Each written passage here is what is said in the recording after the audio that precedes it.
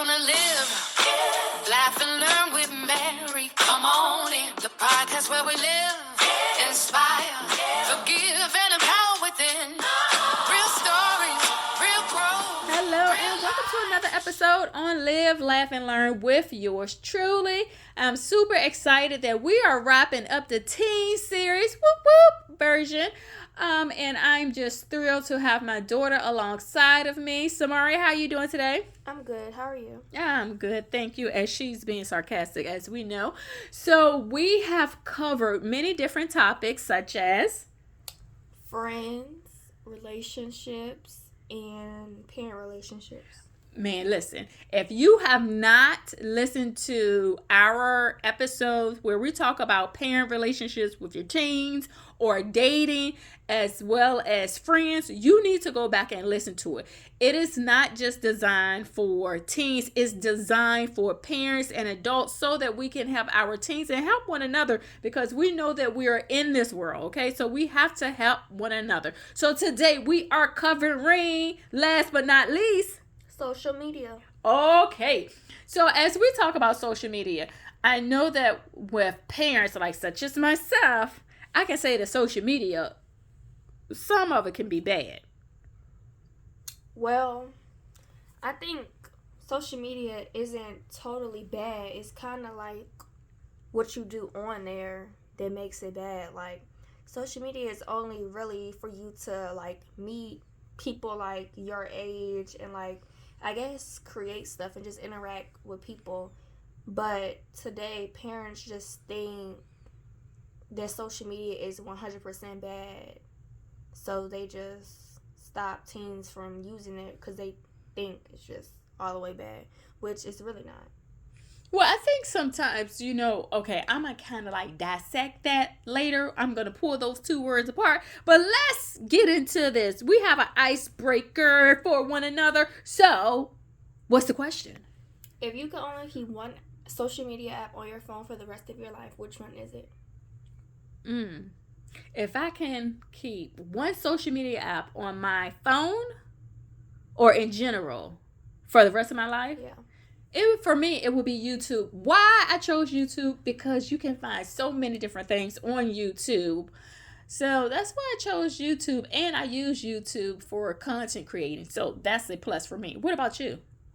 I would say probably TikTok because it's just funny and you just scroll and watch funny videos. Now, I do have to ask you a question. How many social media accounts do you have? Like, what platforms do you have? Now, listen, over here, we only have Pinterest, but at her father's house, she has... Well, I feel like Pinterest isn't really a social media. It's just like pictures. Like, normal people, it's not many people who use Pinterest. Like, it's only like girls who like just looking at pictures. Well, I think Pinterest is social media, and the reason why I say it's social media, because you can be social on Pinterest, and it's the media part as well. So you do have media, you can upload videos, you can also send messages and things of that sort. So it is considered social media. So kudos to Mom for letting you have Pinterest. Not impressed? No. I see she is not impressed. So when we talk about social media, I want to dissect that in general. I'm going to take the social part. So we know social is for you to interact with other people. And primarily is for you to interact with, of course, it could be your relative that you don't necessarily see all the time. Or it could be your friends, like if, your summer break or what have you. But social, you can be social with other people, and I think when we talk about being social, you have to be very aware of who you being social with, because like, okay, social media, of course, some of these apps have games where you can play with other people, and when you play with other people, you don't necessarily know who they are. So I'm not saying that this is going to happen, but it has happened where people, teens or young adults or what have you, they will meet people or talk to someone not knowing that they're a grown man and it's a teenager that they're talking to. So you just have to be aware, and they meet these people, and it can just be, it may not always end well. So you do have to be aware that anytime you put yourself out there on any type of media platform and you're being social, it could go another way. So that's why sometimes parents may feel as though it may not be safe.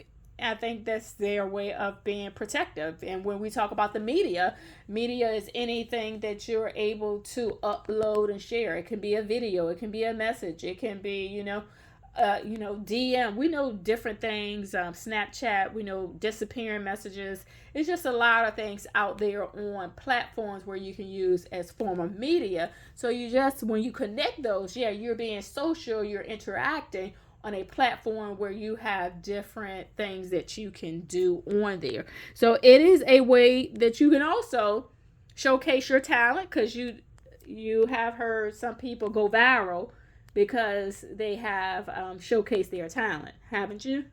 Yeah. Okay. And also, I'm sure that you can see something on there. Have you seen something on there where it can kind of inspire you or motivate you? Yeah.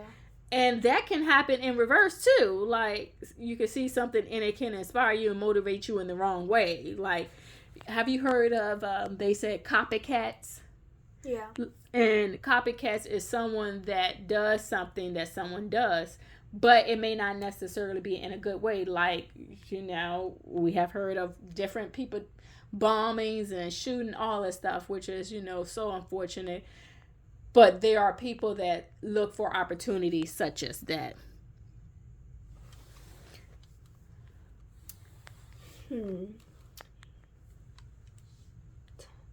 Muting or unfollowing accounts that make you feel bad about your body, life, or status.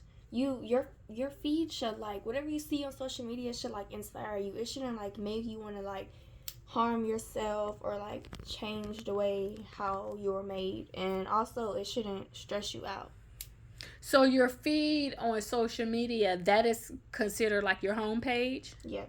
Oh, okay. So when you typically, like, I know, like, when I signed up for Instagram or whatever, it says, okay, doesn't it say like what inspire you or something like that, or what you're looking to follow? It's something like that. It shows, and it says, okay, if you're looking for a Christian base or etc., it would tell you that this is what will be shown on there. So when you tap into your home, where your feed, on your feed, you will see a list of things that typically supposed to inspire you. Now, when it comes down to social media, I would say you definitely want to make sure. Listen, years ago, I tell everybody today, my block game is strong. I will block you in a heartbeat. You hear me? If you're out of line, block. If I don't talk to you, block. It's just, I'm comfortable with being, blocking people. And blocking, you have to understand that you have a option to protect your peace.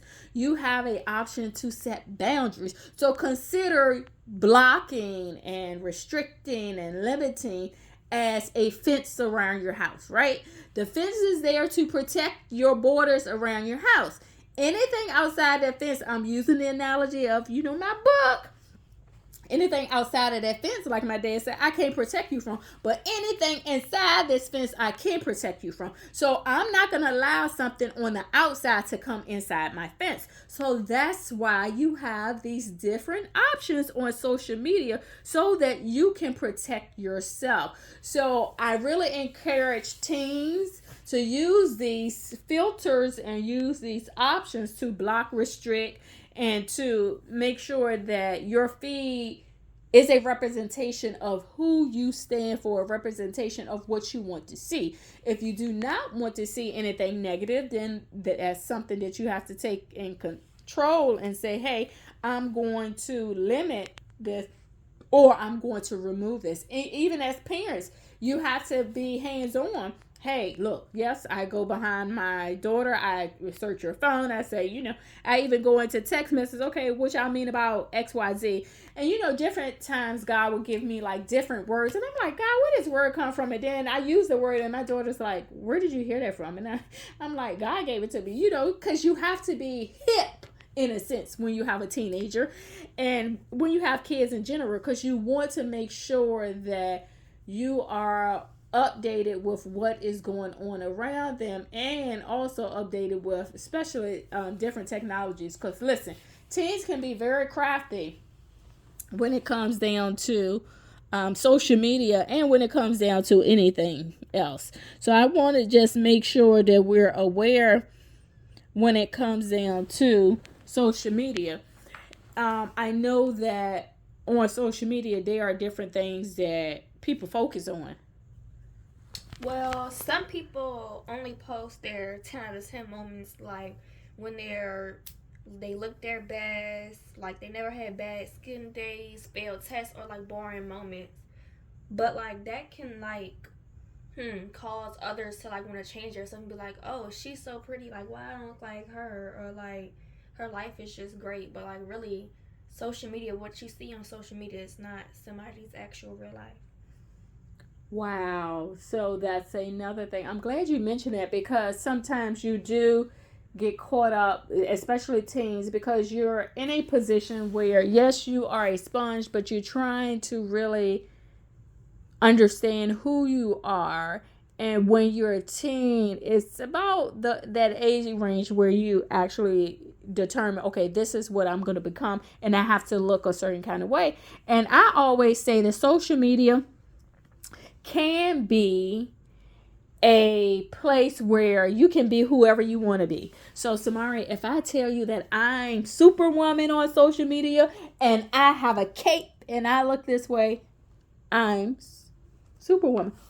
Who gonna check me? You gonna check me? Nope. Because how would you know differently? Just like you do have some people. Have you seen some people that post like they have like different luxury items, and then once they post it, they take it back?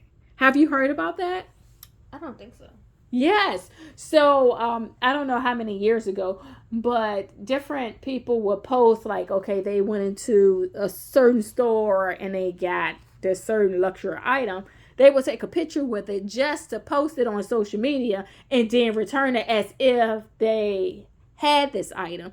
So you just have to be mindful that social media, you have to take it with a grain of salt. Not everything you see is actually real.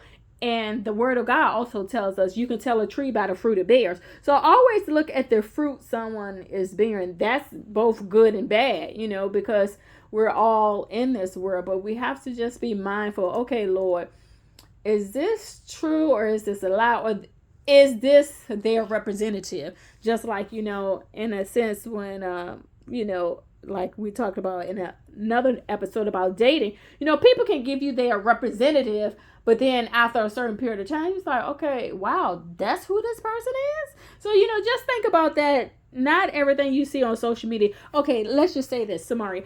Out of 100%, right? Mm-hmm. How much percent do you think people are actually being genuinely authentic them on social media? 20. Oh my goodness. That's so you mean to tell me 80% of the people you believe are not giving us their authentic self? Yeah. Well, there you have it. From the mouths of babes. I'm not going to say it's 20%, but I mean, it could be 20%. We haven't did our research on that when it comes down to what people are posting on social media. But you really have to pay attention to that. And also when it comes down to, okay, with likes and views, do you believe that people get in the habit of likes and views? Now, I have a confession to that, okay? Years ago, I used to get caught up with, the likes and views. And what I mean by that is, back then, I would like my own posts. Just for a sake of, are you laughing at me? Just for the sake of, I don't know, showing that, hey, I had, a certain amount of likes. But no, that's not what you're supposed to do. So don't get caught up with the likes and views. And I think, is that more so like, what's that saying? Like when somebody say, hype me up? Yeah. So people look at likes and views as someone hyping them up. Mm-hmm. Wow. Okay. Now, what do you see on social media when it comes down to, is it a lot of, well, we know, of course, there's a lot of negativity. Like if you post something, there's going to be somebody that say something negative, but there's also what? Cyberbullying. Wow. So cyberbullying also occurs on social media. So what is cyberbullying? Basically, just bullying somebody online. Well, there you have it. Short but sweet, huh? Yep. Oh, wow. When it comes down to cyberbullying, I'm very passionate about, anti-bullying in general because I was a victim of bullying in middle school, but definitely high school. And I would say this when it comes down to social media, parents as well as teens, adults, make sure that you are not the person participating in this, encouraging this behavior. I believe that we have an opportunity, even at home, even at school, wherever we encounter like a child and we have time with that child, we have to be able to address behaviors we know it's not right. Like if someone says something, you just have to make sure you're paying attention to what they're saying and also paying attention to what they posting because, some people would say, ha ha, joke, joke. Yeah, no, some things is not ha ha, joke, joke. Maybe they meant exactly what they say. So you have to be very active with addressing things as you see it and make sure that if you see a repeated behavior done like this on social media, yes, that is cyberbullying. And you want to make sure that you address it accordingly. So I just thank you all for joining us as we talk about different things when it pertains to social media, dating, parent relationship, as well as our friends. Social media is a tool for us to use, but it can have some downsides. And you control the stroll. So that means social media is for you to use, not let it use you. So we thank you all for listening, all the teens who have tuned in. And we pray that something we said was able to bless you and help someone else. Until next time. Thank you for listening to Live, Laugh, and Learn with Mary.